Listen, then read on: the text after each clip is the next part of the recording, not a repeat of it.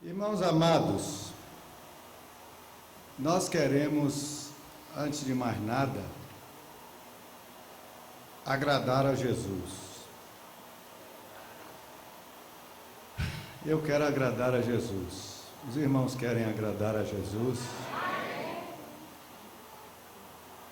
A gente vive pedindo um monte de coisa, né?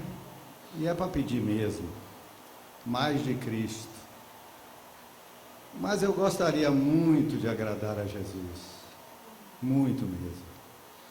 O Senhor já me falou uma vez a esse respeito, e eu fiquei com o seguinte sentimento: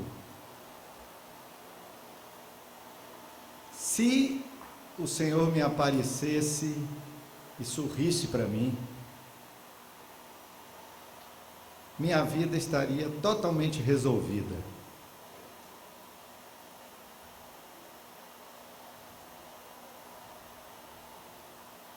Um sorriso de Jesus, de aprovação, significa que a pessoa agradou a Jesus.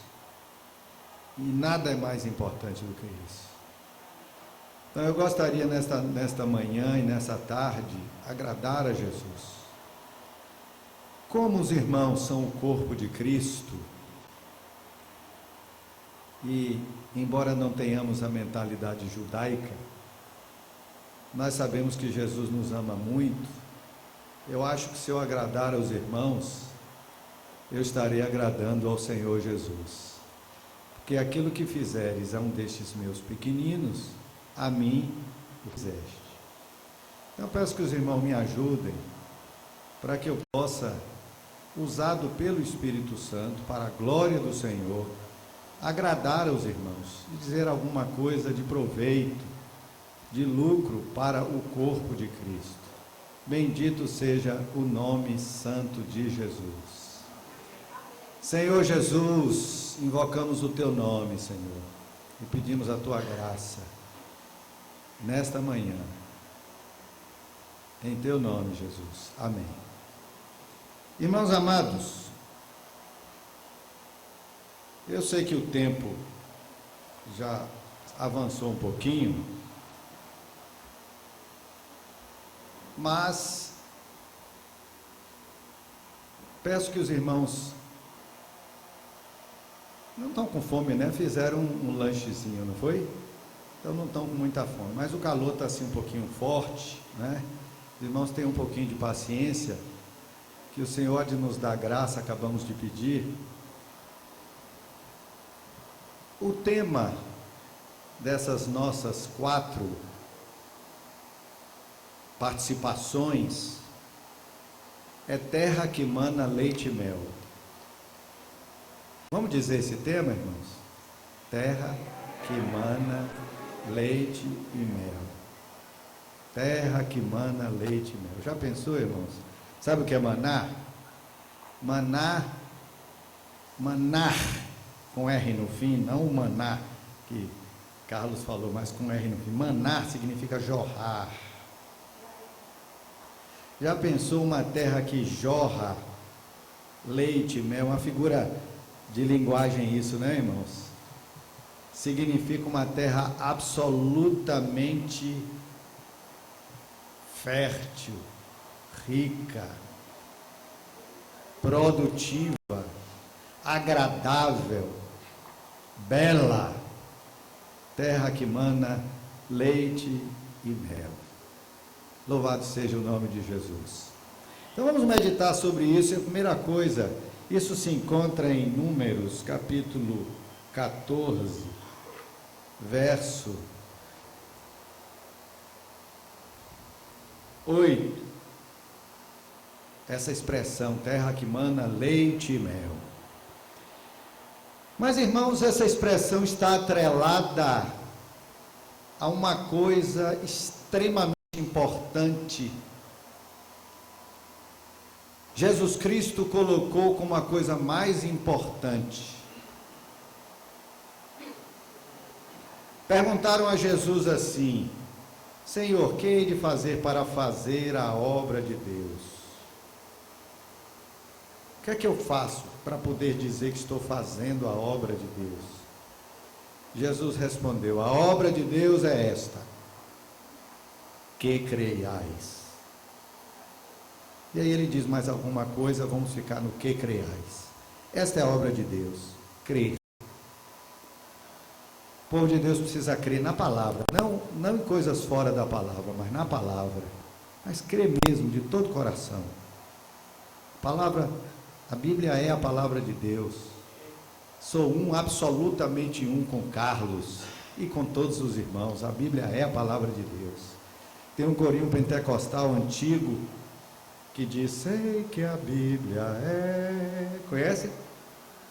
Sei que a Bíblia é... Vamos cantar? Sei que a Bíblia é... Sei que a Bíblia é a palavra de Deus, a palavra de Deus, a regra de conduta e fé, a regra de conduta e fé, a palavra de Deus, a Bíblia é. Isso eu aprendi na escola dominical quando era menino, viu, Carlos? Pequenininho, e aquilo ficou gravado no meu espírito. A Bíblia é a palavra de Deus. Bendito seja o nome do Senhor. Mas nós temos de crer na Bíblia, irmãos. Se eles tivessem crido na palavra de Deus, não teriam ficado 40 anos no deserto. Teriam entrado logo. Mas ficaram 40 anos no deserto, porque não creram. Ah, a terra é muito boa, é verdade, mas esse negócio de maná, leite e mel, isso é um pouquinho de exagero, porque lá tem uns gigantes perigosos. Irmãos, não importa se tem gigante, não importa se tem problema, não importa se tem o que vier de ruim. A Bíblia diz que o mundo inteiro jaz no maligno, mas a nossa terra mana leite e mel. Nossa terra mana leite e mel. Isso não é exagero, isso é eufemismo. Na verdade, o Senhor, quando disse que mana leite e mel, ele estava levemente dando uma dica a respeito do que é a nossa terra, do que é a terra prometida. Quando você lê Apocalipse, você vê a nossa terra, né, irmãos? Está lá em Apocalipse. Bendito seja o nome do Senhor. Temos de crer de todo o coração que a nossa terra mana leite e mel. Lê a palavra de Deus, creia na palavra de Deus de todo o coração em tudo. Medite na palavra de Deus. O irmão usou a palavra interpretar. Vou talvez complementar um pouquinho. Medite na sua interpretação, faça palavra por palavra, cada vírgula, cada sentença, cada palavra, tudo tem significado, tudo tem preciosidade. Não leia correndo. Você pode até ler de vez em quando para dar uma lida assim de Gênesis, Apocalipse, mas pegue assim, vá meditando palavra por palavra, com o dicionário do lado. Se você lê grego, ótimo. Se lê hebraico, ótimo. Se não lê, pegue 2 ou 3 versões, leia uma palavrinha, leia outra palavrinha, leia outra palavrinha. Eu sei que eu estou, com licença da palavra, estou ensinando o padre a rezar a missa, viu? Porque vocês são teólogos, mas é bom lembrar essas coisas, como disse Pedro, né? É bom a gente lembrar essas coisas. Então vamos ficar, nós estamos lá na nossa escola dominical, e quinta-feira de noite e domingo de manhã, que a gente estuda a Bíblia, uma hora e pouquinho de estudo bíblico, estudo mesmo. A gente leva o dicionário, palavra por palavra, o que quer dizer isso? O que quer dizer aquilo? O que é que está querendo dizer? E por que tem essa vírgula aqui? Os irmãos estão aprendendo a ler, que às vezes não sabem ler direito e mistura as coisas, né? Aprendendo a ler para ler e entender cuidadosamente. Louvado seja o nome de Jesus. Para beber esse leite e comer este mel, está aí abundante para nós. Em primeiro lugar, vamos esclarecer a respeito da realidade. O que é a realidade? A realidade é uma só. Não existem duas verdades, nem duas realidades, só tem uma realidade. Seja no macrocosmo, seja no nosso cosmo, seja no microcosmo, seja no ultramicrocosmo, a realidade é uma só. Não há duas realidades. Nós percebemos a realidade em nosso redor por meio dos nossos sentidos. Quantos sentidos nós temos? 5 sentidos físicos, não é? Físicos. Vamos relembrar os sentidos? Nós temos a visão, nós temos a audição, nós temos o olfato, nós temos a gustação e nós temos o tato. Temos 5 sentidos. E com esses 5 sentidos, nós percebemos a realidade, que é uma só. Só que os nossos sentidos são muito limitados. Nós vemos muito pouco, nós sentimos poucos cheiros, ouvimos poucos sons, temos percepção de poucos sabores e o nosso tato é muito imperfeito. Então, os nossos sentidos são limitadíssimos para perceber a totalidade da realidade única. Às vezes nós somos enganados até pelos nossos sentidos e ficamos com a falsa impressão de que conseguimos captar toda a realidade. Esta impressão é totalmente falsa. A realidade é uma. Agora, a minha realidade, extremamente limitada àquilo que eu consigo perceber com os meus sentidos limitados, a minha realidade é pequenininha. A realidade do irmão pastor que está aqui sentado também é pequenininha. Carlos está lá no fundo sentado, a realidade dele é pequenininha. Cada um de nós percebe parte. A Bíblia diz isso? Diz. Paulo disse isso, né? Nós vemos em parte, e em parte profetizamos. Paulo fala da realidade até material e espiritual. Eu estou agora, por enquanto, só na realidade material. Nós vemos tão pouco que não conseguimos ouvir alguns sons que o cachorro consegue ouvir. E nós não conseguimos. Alguns cheiros que os animais têm, nós não temos. Alguma visão, por exemplo, a visão noturna de uma coruja, nós não temos. Por aí vai. Nossa percepção da realidade é muito pequenininha. O macrocosmo, então, nos ensina um monte de coisas.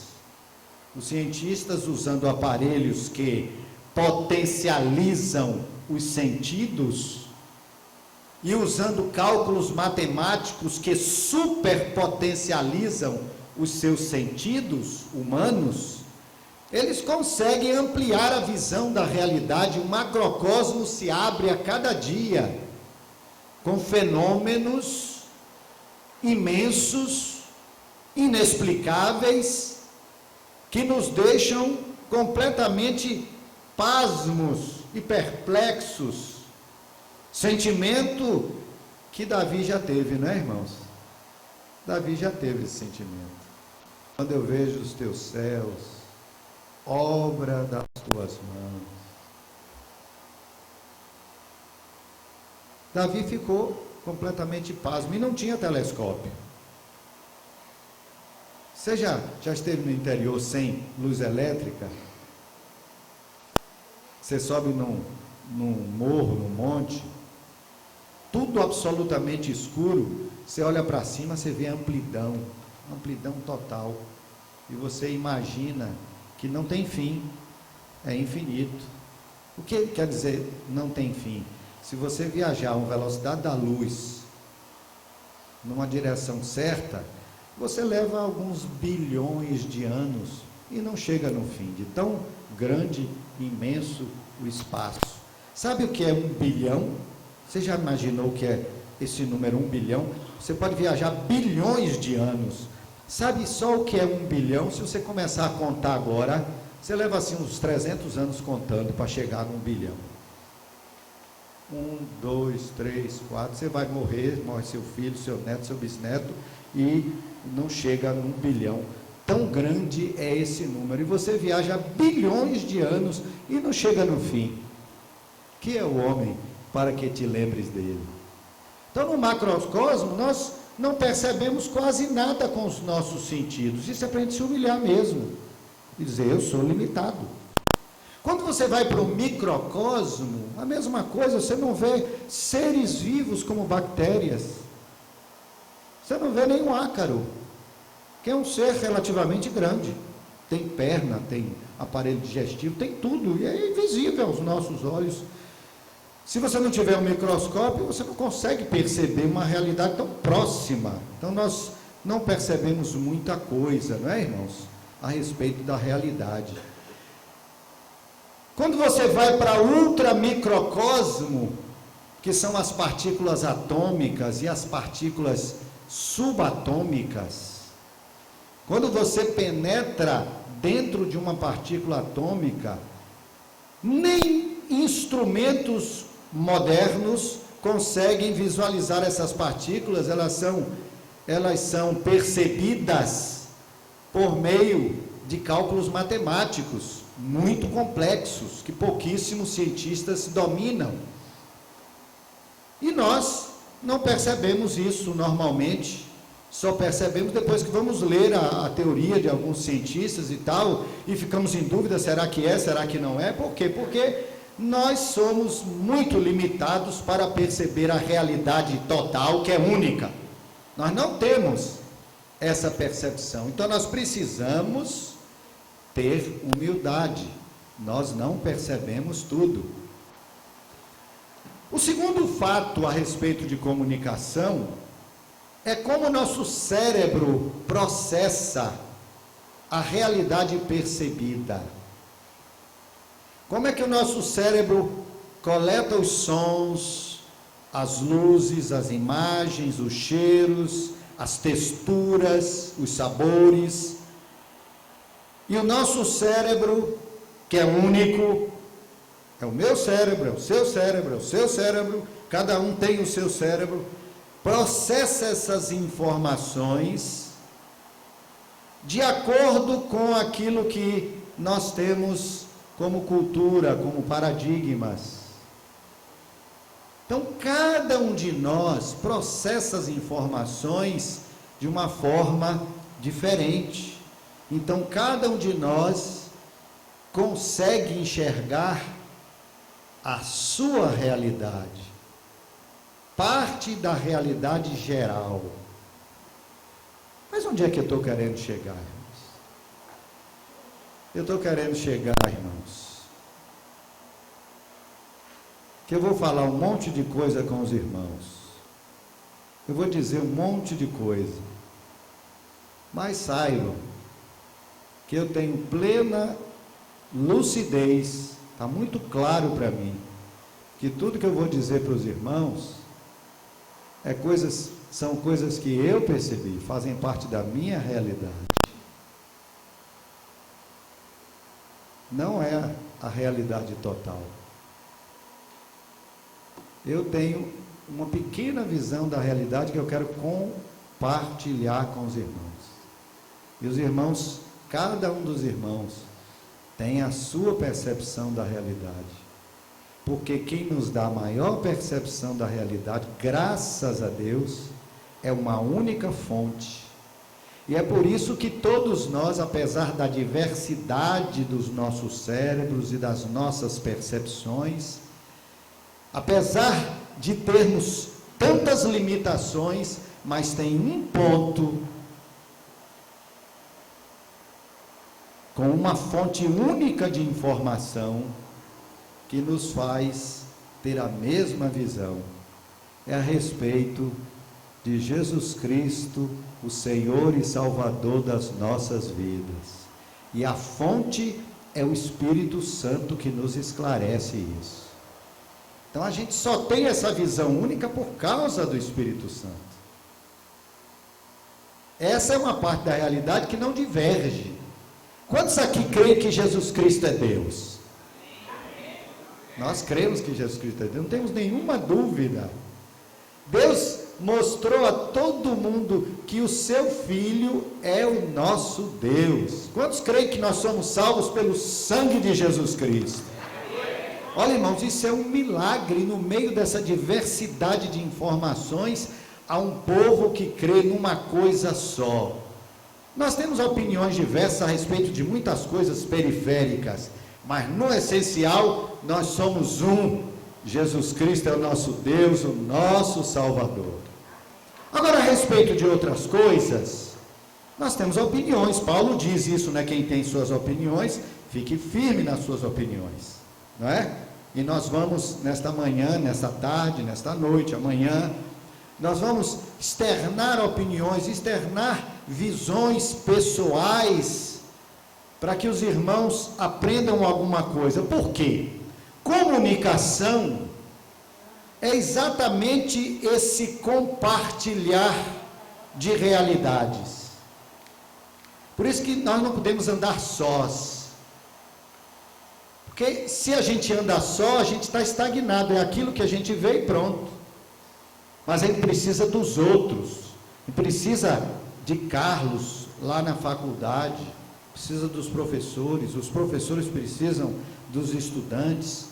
Nós precisamos dos crentes novos, eles precisam dos mais velhos, porque quando a gente compartilha, a minha realidade desse tamanho aqui, a do irmão é desse tamanho aqui, e não é igual, há uma divergênciazinha. Quando eu me comunico, eu cresço e o irmão cresce. Na hora que eu compartilho minha visão e os irmãos compartilham a visão de vocês, que não é o caso nessa conferência, porque só eu que estou falando, mas certamente que nós teremos essa oportunidade, talvez não com os irmãos, mas com outros. Quando a gente faz um ciclo para estudar a Bíblia, todo mundo fala, todo mundo dá opinião, um pensa uma coisa, outro pensa outra, nada de imposição, nada de dono da verdade, porque o pastor estudou teologia, ele sabe das coisas, ele tem uma percepçãozinha, e todo mundo tem também. Vamos crescer juntos, vamos aprender uns com os outros, e aí a gente vai começando a perceber a terra que mana leite e mel. Louvado seja o nome de Jesus. Os irmãos, entendam, por favor, que estou colocando as minhas percepções para que os irmãos aprendam alguma coisa, peguem o que for bom, aproveitem o que for bom, cresçam, e eu quero crescer também com os irmãos. Louvado seja o nome de Jesus. Irmãos, esse crescimento espiritual, esse crescimento material e também espiritual, está ilustrado lá na Torre de Babel. Os irmãos já viram aquele episódio? Que episódio interessante, né? Eles estavam com a mesma linguagem. Isso se encontra em Gênesis capítulo 11, versos de 1 em diante até o verso 10, 12. Eu não vou ler os versículos, vamos apenas lembrar alguns fatos daquilo lá. Quando o Senhor desceu para ver o que é que eles estavam fazendo, o que é que o Senhor viu? E o que é que admirou o Senhor? O Senhor disse assim: eles têm uma linguagem única. Quer dizer, eles se comunicam. Eles estão crescendo. E eles estão querendo fazer uma coisa muito grande. E o Pai, o Filho e o Espírito Santo, quando ele diz desçamos, Então, nós cremos, não é? A Trindade Santíssima, e talvez até alguns anjos juntos estavam descendo e disseram o quê? Desçamos e confundamos a linguagem deles, para que eles não se comuniquem mais. Porque se eles continuarem se comunicando, não haverá mais quem os detenha. Eles vão ficar invencíveis. São palavras do nosso Deus. Deus ali nos deu um atestado com a sua total sabedoria de que nós, quando nos comunicamos, quando compartilhamos, quando nos humilhamos para ouvir o irmão e compartilhar e crescer junto, não tem limite para nós. E aí nós começamos a entrar na terra que mana leite e mel. Então é muito importante isso. O Senhor quer que a gente tenha uma mesma linguagem. Qual é a nossa linguagem? Paulo define lá em Efésios, falando com salmos. Nossa linguagem é a palavra de Deus, é a linguagem única, é a palavra de Deus. Se a gente tem a palavra de Deus como nossa linguagem única, maravilha. Nós vamos crescer muito. Vamos crer nisso, irmãos? Os irmãos estão dispostos a crer que esse compartilhamento, essa comunicação nos dá um crescimento ilimitado, não apenas material, mas espiritual também? Obrigado, irmão. Louvado seja o nome de Jesus. Agora, irmãos, vamos pensar um pouquinho. São 12h15.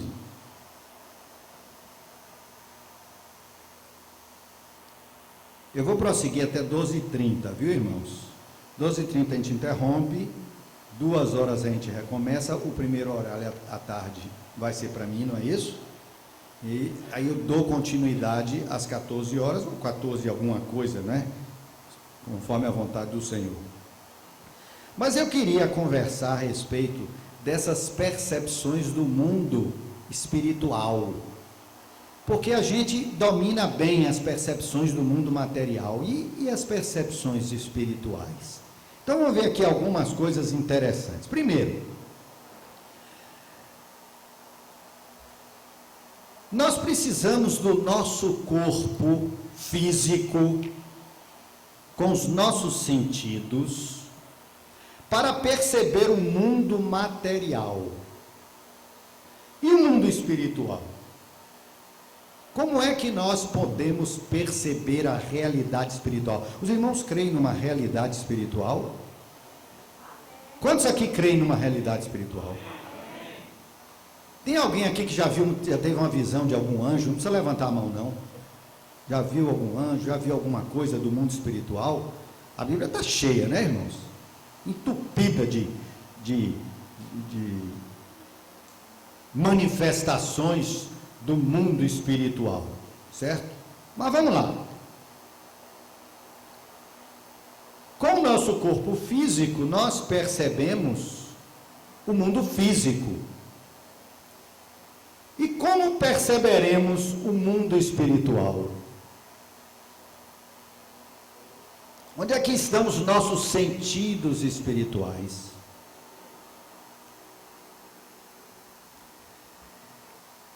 Eu vou ler aqui um versículo em 1 Coríntios 15, 44. Diz o seguinte: se há corpo natural, há também corpo espiritual. Vamos repetir juntos esse versículo, 1 Coríntios 15, 44. Paulo está falando da ressurreição e tal, explicando, e ele nos dá essa dica aí. Vamos repetir juntos? Se há corpo natural, há também corpo espiritual. Eu entendo isso, veja bem, a minha percepção.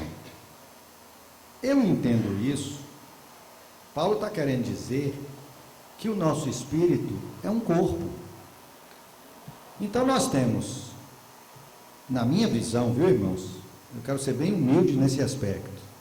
Os irmãos ouçam essas coisas, analisem, para que você possa crescer um pouquinho, e se você tiver alguma coisa de bom, depois me procure para me dizer que eu também quero crescer. Nós temos um corpo físico, que é o que a gente chama de corpo, um corpo espiritual, que é o que a gente chama de espírito, e a nossa alma, que é o nosso ser, a nossa personalidade, que tanto habita no corpo físico, através do qual percebe o mundo físico, como também habita no corpo espiritual, através do qual percebe o mundo espiritual. Então, o nosso espírito tem olhos. Temos um exemplo disso assim, absolutamente explícito, não temos, irmão? Nosso espírito tem olhos. Tem lá um texto muito interessante, lá em Crônicas. Eliseu estava em Samaria. Lembram desse episódio? Eliseu estava em Samaria e tinha um homem, ajudante de Eliseu, não é? E os exércitos dos sírios estavam em volta, né? Cercando, aqueles exércitos enormes, cercando. E Eliseu tranquilo, olhando assim e tal. E o moço chegou e disse: mestre, meu senhor, estão perdidos. Vamos para isso, cercados, vamos morrer. Se eles resolverem nos atacar, nós estamos perdidos. E Eliseu olhou para ele, tranquilo. Eliseu não deu resposta a ele, fez: Senhor, abre os olhos dele. Que olhos são esses? Abre os olhos dele, Senhor, para que ele possa ver. E Deus abriu os olhos do ajudante, não é? E o ajudante viu o quê? Por cima dos exércitos do inimigo, havia um outro exército pairando de carruagens de fogo, de cavalos de fogo, um exército enorme, que ele não estava vendo com os olhos do corpo. Mas Eliseu, que tinha o seu corpo físico, mas tinha o seu espírito também desenvolvido, treinado, amadurecido, Eliseu estava vendo com os olhos do espírito o mundo espiritual. Então ele estava vendo as duas coisas: a parte física com os olhos físicos, a parte espiritual com os olhos do espírito. Então o nosso espírito tem olhos. Irmãos, eu soube de uma história, não vivenciei isso não, já vivenciei algumas coisas muito interessantes, mas essa eu não vivenciei não. Eu soube que uma congregação estava cantando, e eles estavam cantando, aí o cântico encerrou. Quando o cântico encerrou, eles continuaram ouvindo um cântico, o mesmo hino que eles estavam cantando, sendo cantado por vozes ali dentro do salão, e eles não estavam vendo nada, mas estavam ouvindo. Então eram os ouvidos espirituais daquele povo que foram abertos naquele momento para ouvir os anjos que estavam ali junto com eles, louvando ao Senhor. Isso existe, irmãos. É terra que mana leite e mel. Vamos dizer: terra que mana leite e mel. Eu estava passando por um momento muito difícil, mas muito difícil, o pior momento da minha vida. E eu estava deitado, dormindo, me sentindo absolutamente sozinho, e tive o seguinte sonho. Eu sonhei que eu ia atravessar o Oceano Atlântico numa boia. Sabe o que é boia? Aquele negócio de pneu, né? E eu estava na boia, e eu estava batendo os pés e remando com as mãos, como a gente faz na praia, né? E eu tinha de atravessar o Oceano Atlântico. Isso retratava a situação que eu estava, uma situação absolutamente difícil, absolutamente impossível. Eu não ia conseguir atravessar o Oceano Atlântico com a boia, batendo pé e mão. E de noite, ainda por cima de noite. E eu estava naquela situação, eu digo, meu Deus, eu tenho que atravessar o oceano. De repente, eu comecei a ouvir. Ao meu redor, Deus sempre está. Deus está sempre ao meu redor para me guiar. Só que essa frase, ao meu redor Deus sempre está, Deus está sempre ao meu redor para me guiar, esta frase estava sendo cantada por diversos grupos. Eu só ouvia, eu não via. Eu estava no meio do mar e eu via, ao meu redor Deus. Aí o outro grupo começava, ao meu redor Deus sempre está, ao meu redor Deus sempre está. E levou assim, eram diversos grupos, não contei quantos, mas eram muitos grupos, cantando assim, desencontradamente, mas repetindo, ao meu redor Deus sempre está, ao meu redor Deus sempre está para me guiar. Os anjos do Senhor, em sonho, meus ouvidos foram abertos, para que eu percebesse uma realidade que os meus olhos físicos, meus ouvidos físicos não conseguiam perceber. E eu ouvi os anjos cantando, e a palavra deles era, aguenta firme, que o Senhor está junto de você. Para você é impossível, mas o Senhor está junto. E quando o Senhor está junto, nada é impossível. Louvado seja Deus. Eu conheci uma irmã que ela se sentava junto de uma pessoa crente e ela sentia um cheiro agradável. E ela testou várias vezes. Ela dizia, você é crente? Sou. Sentia o cheiro de Cristo. O nariz espiritual estava aberto. Quando ela sentava junto de um que não era crente, ela sentia o cheiro desagradável, cheiro de morte. Não precisava nem perguntar, ela já sabia. Então existem, irmãos, o corpo espiritual para perceber a realidade espiritual está ao nosso dispor. Como é que começou tudo isso?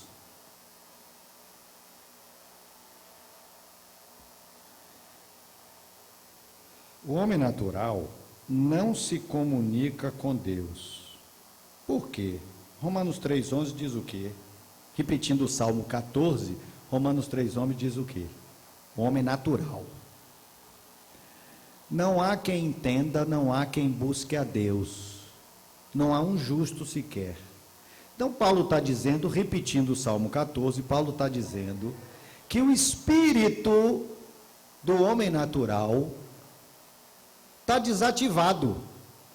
É o que a Bíblia chama de mortos nos seus delitos e pecados. Então o homem natural não tem o espírito ativado para perceber a realidade espiritual. Ele não percebe Deus. Ele não consegue perceber Deus. Por que nós percebemos Deus? Porque o nosso espírito foi renascido pelo Espírito Santo, irmãos. Não é pouca coisa não, viu, irmãos? É muita coisa. Mas vamos continuar. Então, o homem natural não se comunica com Deus.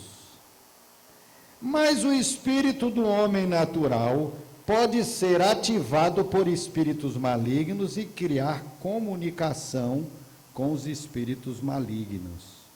Você já viu macumbeiro dizer que vê demônio, que vê coisas? Já viu macumbeiro, pessoas dizer que tem visões de coisas? Então não se assustem não. Os espíritos malignos que atuam no mundo espiritual, eles conseguem ativar relativamente, não é um novo nascimento, mas é uma reativação maligna do espírito de uma pessoa que não é crente, E é por isso que tem lá, em Atos 8, verso 9, que havia certo homem chamado Simão, que fazia mágicas. Então isso acontece, viu, irmãos? Acontece. O espírito dessas pessoas os espíritos ficam ativados para o mundo espiritual maligno. É por esse motivo, dentre outros, mas é por esse motivo, que a Bíblia proíbe invocação de mortos. E a Bíblia manda que a gente tome muito cuidado com coisas de mágicas, de magia, essas coisas. Porque são meios para o espírito maligno encostar e influenciar o seu espírito.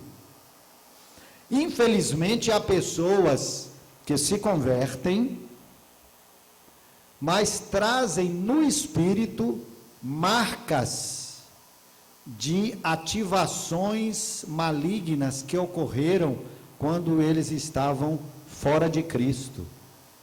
E tem pessoas que, por causa dessas ativações malignas, continuam, mesmo depois de crente, com percepções extrasensoriais que precisam ser cortadas.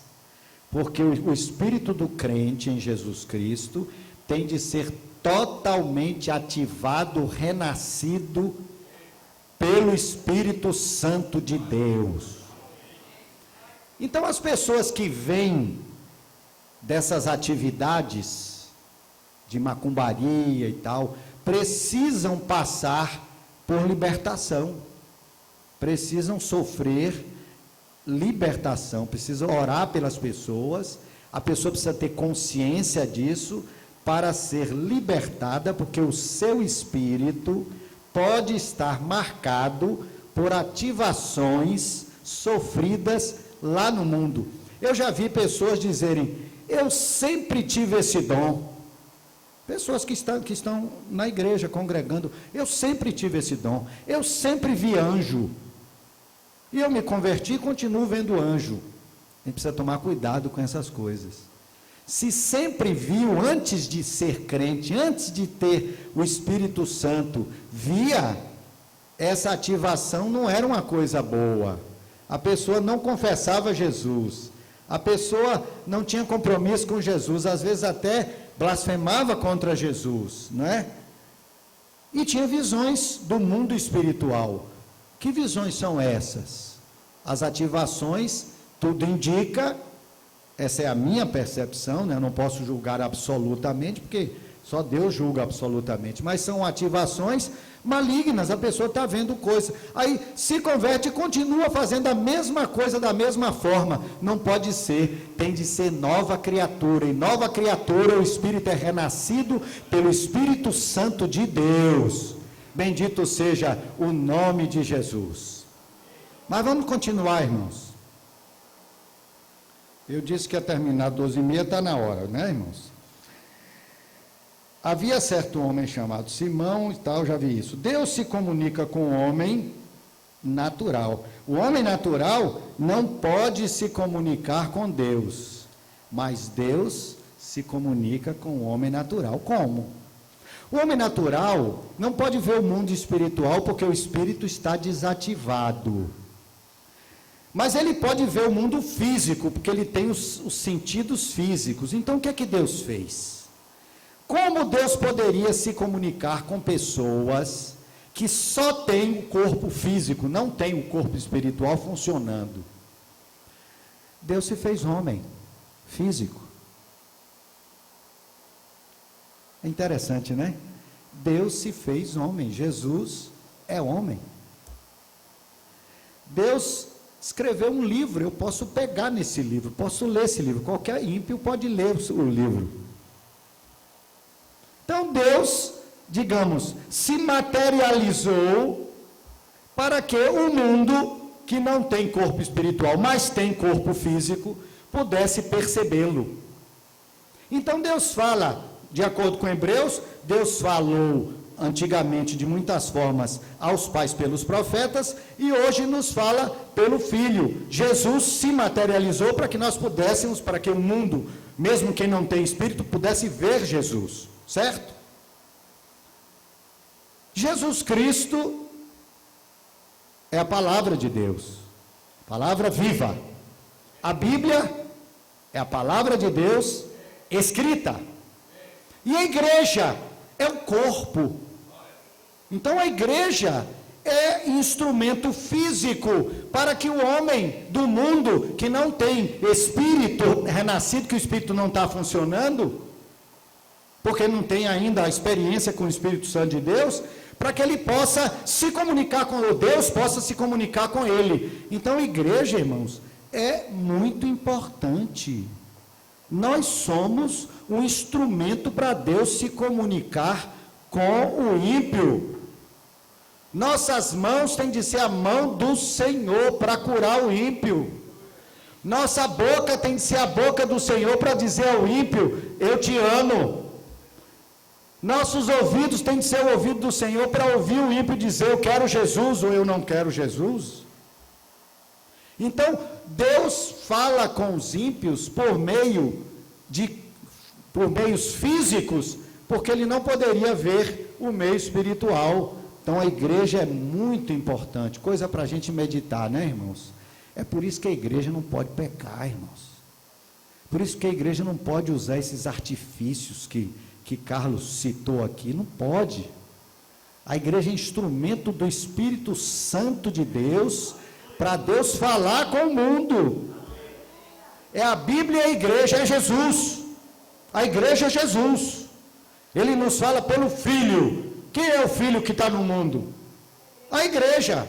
Somos o corpo de Cristo. Quem é o corpo de Cristo? Diga aleluia. Ô Senhor Jesus. E a Bíblia é Jesus também, né, irmãos? É Jesus escrito. Bendito seja Deus. Que coisa boa, né? Vou ler só o título aqui, nós vamos encerrando por agora. Diz assim: Deus se comunica com o homem natural. Jesus, a igreja e a Bíblia. E Deus se comunica com o homem espiritual. Vamos meditar nisso de tarde.